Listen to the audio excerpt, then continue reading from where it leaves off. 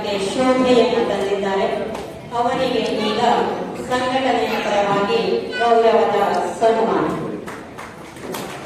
ಜೋರಾದ ಚಪ್ಪಾಳೆಯೊಂದಿಗೆ ಅವರನ್ನು ಗೌರವಿಸೋಣ. ಶಕ್ತಿ ನಿಮ್ಗೆ ಅಷ್ಟೇ ಗೊತ್ತು. ಬರೀರಿ, ಯಾರು ಅಂತಿದ್ರಲ್ಲ ಅವರೇ ವೇದಿಕೆ ಮೇಲೆ ನಿಂತು ಬೆನ್ನು ಕಟ್ಟಬೇಕು, ಅವರೇ ನಿಮಗೆ ಸನ್ಮಾನ ಮಾಡಬೇಕು, ಆ ರೀತಿ ಬರೀಬೇಕು, ಆ ರೀತಿ ಬೆಳಿಬೇಕು. ಆ ರೀತಿಯಾಗಿ ದಯವಿಟ್ಟು ಎಲ್ಲರೂ ಬರೆಯೋದನ್ನ ಕಲೀರಿ, ನಿಮಗೆ ತೋಚಿದ್ದನ್ನ ಗೀಸ್ರಿ. ಮುಂದೊಂದು ದಿವಸ ನಮ್ಮ ಹಿರಿಯ ಸಾಹಿತಿಗಳಂತವರು ಆ ಸಾಲನ್ನ ಮೆಚ್ಚಿ ನಿಮಗೆ ಖಂಡಿತ ಬೆನ್ನು ಕಟ್ತಾರೆ. ನಿಮ್ಮನ್ನ ಬೆಳವಣಿಗೆಗೆ ಅವರು ಒಂದು ದಾರಿ ಹಾಕ್ತಾರೆ. ಆ ದಾರಿಗೆ ಹೂವನ್ನ ಖಂಡಿತ ಹಾಕಕ್ಕೆ ಬೇರೆ ಬಂದೇ ಬರ್ತಾರೆ. ಯಾರು ಏನೇ ಅಂದ್ರೂ ಎದೆಕೊಂಡು ಹೇಳ್ತಾರೆ. ಹಾಗೆ ಹೋಗುವಾಗ